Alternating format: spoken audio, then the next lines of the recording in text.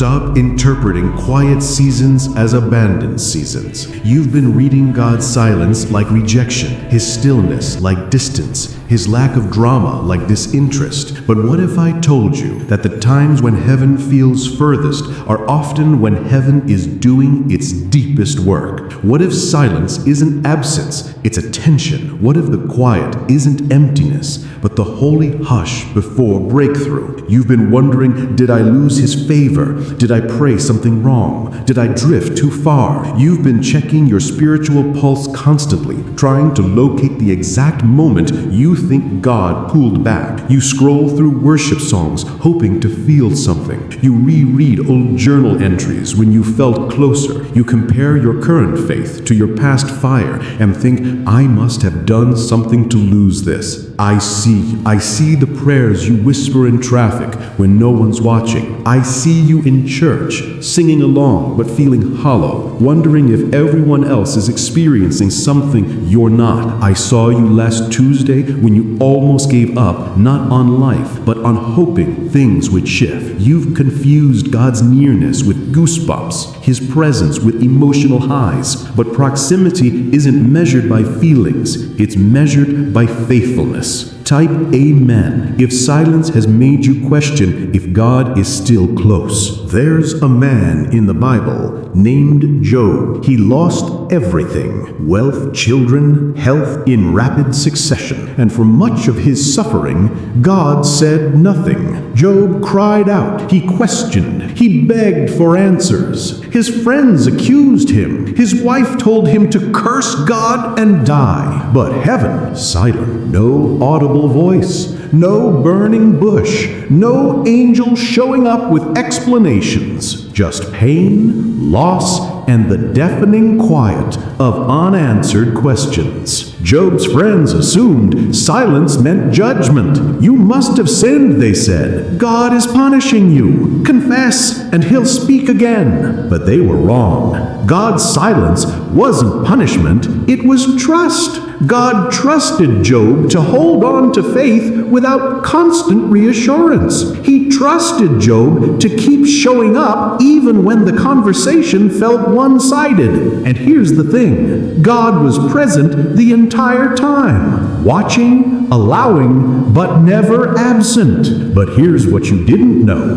When God finally spoke to Job, He didn't explain the suffering. He revealed His character. He didn't say, here's why I let this happen. He said, here's who I am. And that was enough. Job didn't get all his questions answered, but he got something better, a deeper understanding of who God is. The silence didn't mean God was gone. It meant God was preparing Job for a revelation that required the quiet to be heard. This is where most people miss it. They think if God isn't speaking audibly or moving obviously, He must not be engaged. But some of God's greatest work happens in silence. Seeds grow underground before they break through soil. Babies grow in hidden wounds before they're born into the world. Your breakthrough is forming in the unseen while you're standing in the quiet. Comment 777 if you're choosing to trust God's presence even when you can't feel it. So let me ask you, what have you decided about God based on His silence? Have you made His quiet mean He doesn't care? Have you interpreted stillness as distance? Job's friends did that and were wrong. God was never far. He was orchestrating something Job's limited view couldn't comprehend yet. The same is true for you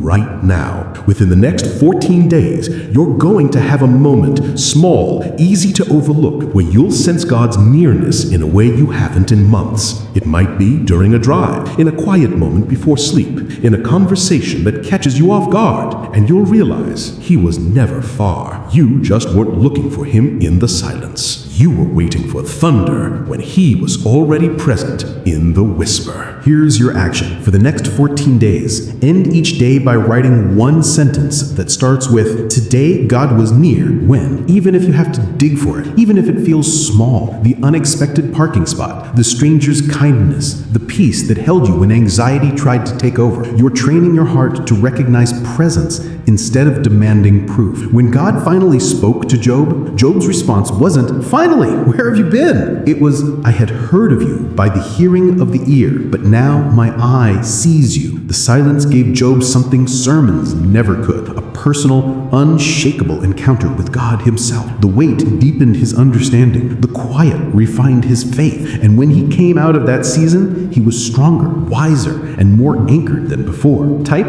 Amen if you're ready to stop demanding noise and start trusting the quiet. You think God's silence means he's stepped back, but what if it means he's stepped closer? What if the absence of words is because he's so near that speaking would be redundant? A mother doesn't narrate her love while holding her sleeping child. She just holds. Sometimes God's presence is felt most in the holding, not the explaining. Right now, in this very moment, God is not far. He's not withholding. He's not punishing you with silence. He's present in ways your limited senses can't fully perceive. The breath in your lungs, Him. The strength to keep going, Him. The hope you can't quite kill, no matter how hard doubt tries, Him. His presence isn't contingent on your ability to feel it. It's constant, whether you sense it or not. The next 14 days will test whether you can trust presence over proof, whether you can believe proximity isn't measured by volume. Job didn't lose God in the silence. He found a depth of faith that only silence could forge.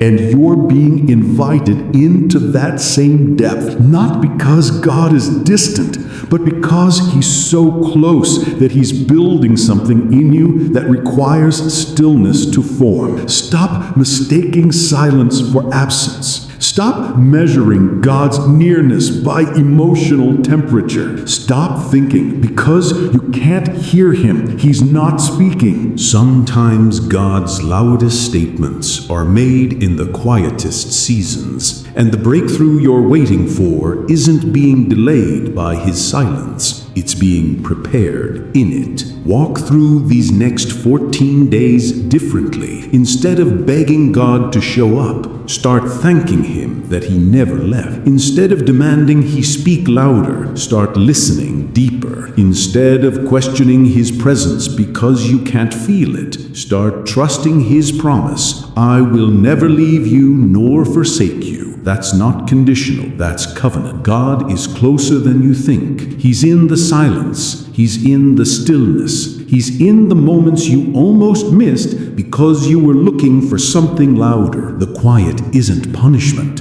it's proximity. And when you finally realize He was there all along, you won't ask, where were you? You'll whisper, you were here the whole time.